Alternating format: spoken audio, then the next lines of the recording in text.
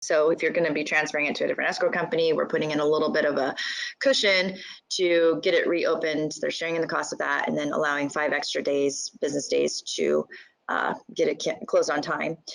And then line 255 through 256 is added. This says if seller refuses to comply, it's a material default to the agreement.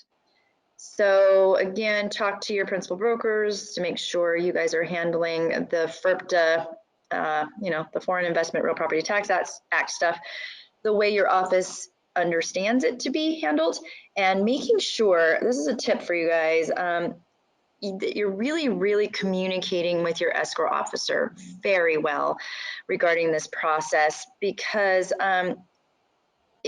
and this has always been the case, but if the seller's not willing to comply or doesn't respond to the form that the escrow office sends out, then and then they're not, or they're not able to prove that exemption, you got to know what's going on, because you have to be able to notify your buyers that they are not complying to the contract. They've not turned that stuff in. And I know sometimes we have escrow companies up here, I'm sure down there, where they have a process where they'll send out the forms early on when escrow's first opened. Sometimes they'll wait later, or sometimes they'll send them and they don't get them back from the clients. So it's really imperative that you are communicating with your escrow officer on how that process looks, and if they're going to notify you if and when they're not getting that form back, because it's basically, if they don't get that back, then the seller is not complying, then they are breaching that contract based on what they said they would comply with. So ask them how they would handle that, and then you need to let your party know immediately that the other party is out of contract by not supplying this, and then giving that client the opportunity to either give them some more time to supply it, or by doing an addendum or whatever, or terminating the transaction because of a breach contract. So I'm going to pause there about FIRPTA. I know I said I would wait till the end of the form, but FIRPTA is one of those kind of beasts, and I don't know how well I can answer any questions, but does anybody have questions specifically about FIRPTA? Just try to shout it out, and if she can't hear you, I'll bring the microphone to you. Or if you could just repeat the question. No question, go ahead. Awesome, Okay. That makes my life easier. All right, then moving on to line 283. In 2019, it said 1 or more operating smoke alarms, smoke detectors, carbon monoxide detectors as required by law, but we added the word installed and modified the reference. So that was a little good idea to include the word installed, so nobody's just sitting them on the counter and expecting it to be good. Did you want to say anything about this new section, or should I wait? Just basically, nowadays homes are coming with, automatic garage doors and a Nest thermostat and things like that. And people are getting into a home and not having the right material to basically control the utilities in the home they just purchased. So basically 284 and 285 is a new section in the sale agreement, which you'll find, I think, in the new construction sale agreement as well, and in the other ones. But basically, it reads, seller to transfer any interest, whether ownership or lease, in any smart home features, an example, those designed to electronically control home systems. In addition, seller shall provide passwords and or other information to allow buyer to control said features. It doesn't have to be their personal information. It just has to be an account that they can control their Nest home or whatever else that controls those necessary systems. Yeah, so with the smart home features being more common in properties, we thought we would put something in this section. So it's a totally new section 20. And I guess what I was asking Brad was, did you want to mention that we did notice the lines went a little bit off then there in that section, and that we're fixing it? They find that the currently in zip forms that it reads like section 20 and then it goes to 21. We've received some feedback since the forms went live that the numbering may be a little off, and that's going to be resolved today. So yeah, That's what I really wanted to talk about. Sorry. No problem. I appreciate you telling those smart home features. I didn't have to really do it, but I would say, I sold my house almost 2 years ago and we had some smart home features, and it was kind of interesting because after I left and we left the stuff that was attached and other stuff had to be returned, even though it was owned, like with Xfinity or whatever, I had access to some things in that home. And so I think that you as a real estate broker might want to make an additional contingency, something about, the smart home features and making sure people don't have access to start turning people's heat on and stuff like that after they moved out.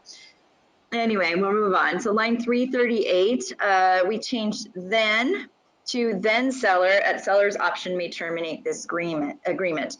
So before it just said then seller could do this, but now we say at seller's option may terminate. So this section is specifically talking about earnest money payment to the seller and the very rare cases where a seller gets to receive the buyer's forfeited earnest money because it wasn't on a contingency that they got out on or whatever, which we all know is pretty rare because there's plenty of contingencies in there. That goes on a little bit later talking about how earnest money is returned. But if a buyer has misrepresented their financial status, or the bank doesn't pay when they present the check, or they don't get it deposited in a timely manner per the contract, as you know, the contract says the earnest money is to be deposited by 5 p.m. When we got rid of the promissory notes a couple of years ago, the redemption period changed. I mean, the act of a promissory note is still there, but the actual note itself is off the OREF forms list. So that means your party has to have it deposited by 5 p.m. in escrow, or if it's a brokerage's client's trust account. So you, no matter who you are representing, whether it's the seller or the buyer, you should always be checking on and making sure that the earnest money was deposited by 5 p.m. that day that it was due. And if it's not, that's part of your practicing good care and skill, as the real estate agency says. And so you need to be keeping an eye on that and notifying your client if they were late. Because if they're late, then the client has that option to terminate the transaction because, again, they have breached that the contract. So they could have an opportunity to extend it or terminate, and that's their choice. So make sure you are practicing that good care and skill and always following up with that. Line 370, we changed where it used to say will buyer will. This was just a typo. Now it makes total sense. Will buyer accept. And then line 371, we added and if applicable, tenant relocation costs. So I wanted to just mention here, without going down a total rabbit hole, the reason we put this in here, I'm sure many of you can suspect, is because of Senate Bill 608 that came about last year. And I'm assuming many of you, or several of you in that room, have probably experienced some issues with regard to Senate Bill 608, where a seller cannot just decide to sell and evict their tenants, like a no-cause eviction. There's some extra rules around that. And I'm not going to go down that because that's a whole nother class and I'm quite honestly not qualified to teach it. But I've done quite a bit of reading on it, and I do understand that tenant relocation costs could be applicable. And so I want to be sure to recommend that everybody, if there's a tenant in that property, you should always use the investment addendum that OREF has put in the library for you several years ago. That will help you making sure things are done more properly, and it's all agreed upon at the time of the offer. So please use that investment addendum. The line 380, we updated this definition, the definitions in here, with a new definition regarding singular or plural. Brad kind of touched on that a little bit regarding the stylist that we're working on, but we're trying really hard to make sure all that stuff's the same. But here's a little reference that says, by the way, if we say one way, singular, we also mean plural is the same thing. And then line 389 to 390, we added that section 39.3, mediation and arbitration involving agents and firms applies. So if you were to look down below, you can't see it on the screen right now, but lines 478 through 481, that's the section they're talking about, 39.3. And it just says if involving agents and firms applies. And then line 396 through 401, somebody recognized that whole paragraph was removed. Somehow it just fell off the form in 2019. And we feel it's very important that clients understand what signed and accepted means. You have two parts, signature and transmittal of the acceptance. So we felt it was very important to get that back in there, and we apologize for that falling off, but we have now fixed it. All right, as you can see, the residential sale agreement, they were pretty minor changes other than the FERPTA section, which was totally revamped. Do I have any questions about anything I said on the residential sale agreement?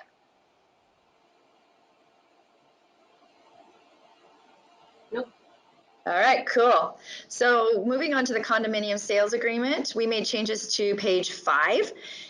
And I think you guys are going to like this. So line 240, we added a line that says other, where you could put additional docs that the buyer may be asking for. So if you could see this whole screen, you'd see up above that there's a whole list of documents that the buyer's technically asking the seller to provide. A while back, it used to be boxes and check boxes, and we just found that everybody's checking those boxes, and the sellers were like, whoa, this is overwhelming, whatever. And it's probably still very overwhelming there because the list is still there. They're just not boxes. But in case we didn't include something in the bullets above, you have an option to add something additional that might be important to that buyer. I do want to say something here, though. If you were representing a seller and you're using, it's a condominium that they're, or you're using the condominium homeowners association addendum, which we'll talk about in a little bit, and it has this list of all the documents that the buyers. Can you hear me okay? Because we're losing you. Yeah, I might have pulled away a little bit. Can you hear me okay? We can. Can you go Okay. back and start that Sorry again? about that. Yes. So the if you're using the condominium sales agreement or the homeowners association condominium addendum, which we'll go over in a little bit, then I want to be sure that you understand, yes, this list of documents is here for your buyers to request by just being on here boilerplate in the form itself. But if you have a seller that when they get this offer, if they cannot provide any of those documents or don't wish to provide them, then it's very important that they would be countering to the buyer what they are willing and able to provide. So as a buyer, of course, you want to get as much as possible. If you're representing the seller, then make sure they understand that by these deadlines, they need to be providing that. So using that counter offer stage would be really crucial. On lines 241 through 245, this was actually a mid-year change. We adjusted the review period start. Previously, the review period didn't begin until the end of the seller's delivery period. Now it actually commences on the next business day following the delivery of available documents to buyer. The seller still needs to deliver all the docs prior to the end of the delivery period or have it extended. But now if the seller delivers all available documents to the buyer, the review period starts on the next business day. So that's what that paragraph says between 241 and 245. Any questions on that form?